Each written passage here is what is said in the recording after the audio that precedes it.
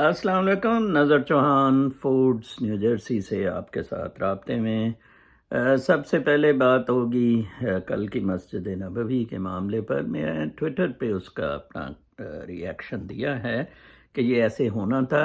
ایک تو یہ مسجد سے باہر تھا، دوسرا پلیت لوگوں کا ان جگہوں پہ کیا کام، اور منافقین کے بارے میں سورہ بقرہ میں تو بڑی سنگین سخت قسم کے رویے کی آیات آئی ہوئی ہیں، تو یہ تو بڑا ایک عمومی سا معاملہ ہے۔ اب ان کو فیس کرنا پڑے گا یہ میوزک۔ ابھی میں سمیع ابراہیم کو سن رہا تھا، وہ آج کل یو ایس اے میں ہیں، تو لہٰذا وہ کھل کر والیوم وہ کر رہے ہیں وی لاگس۔ ان کو شاید گرفتاری کا خطرہ تھا، تو اس لیے وہ امریکن پاسپورٹ ہولڈر ہیں، امریکہ آ گئے ہیں۔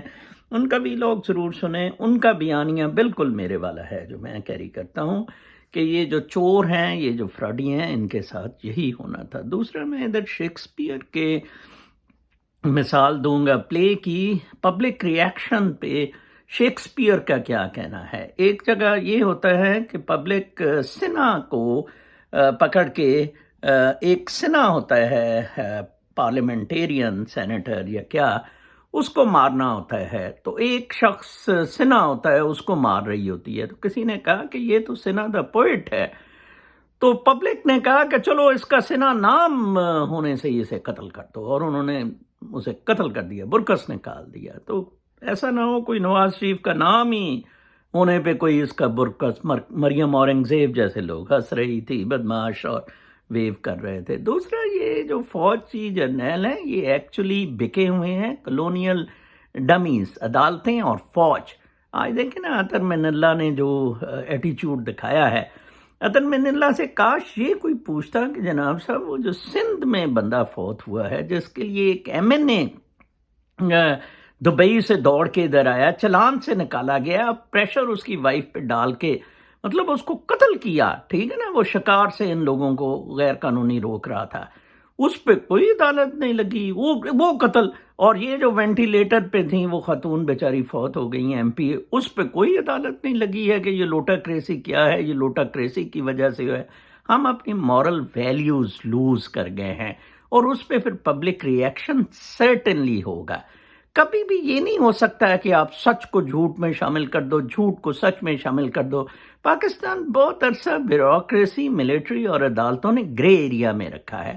اب بلیک اینڈ وائٹ ایریاز پہ، اور ریولوشن تب آتا ہے جب اتنا زیادہ گرے معاملات دھندلے ہو جاتے ہیں اور اتنی بے ایمانی ابھر آتی ہے، تو پھر اس کے اگینسٹ ری ایکشن ہوتا ہے۔ یہ جنرل باجوہ جو ہے، اصل میں یہ سارا گند جنرل باجوہ کا ڈالا ہوا ہے۔ اب آپ دیکھیں کہ وینیزویلا اور کیوبا، آپ ان کی ملٹری دیکھیں، ڈکٹیٹرشپ ہے، but they are loyal to the state, whatever they are rulers, whatever they are public.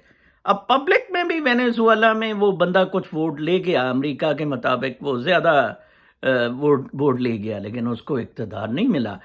تو دیکھیں آپ، اور دونوں جگہ سینکشنز ہیں، اور مجھے بڑا دکھ ہوتا ہے جب آئل کارگوز ادھر آتے ہیں، ایلیگل ایرانین یا باقی، تو امریکہ ان کو روک دیتا ہے۔ امریکہ عوام کا دشمن ہے، لوگوں کا دشمن ہے۔ بل گیٹس کووڈ لایا، امریکہ نے 9/11 کروائی، عوام کا دشمن ہے۔ امریکی اسٹیبلشمنٹ انسانیت کے دشمن ہے۔ لوگ کم ہو جائیں کسی طرح، ٹھیک ہے نا جی۔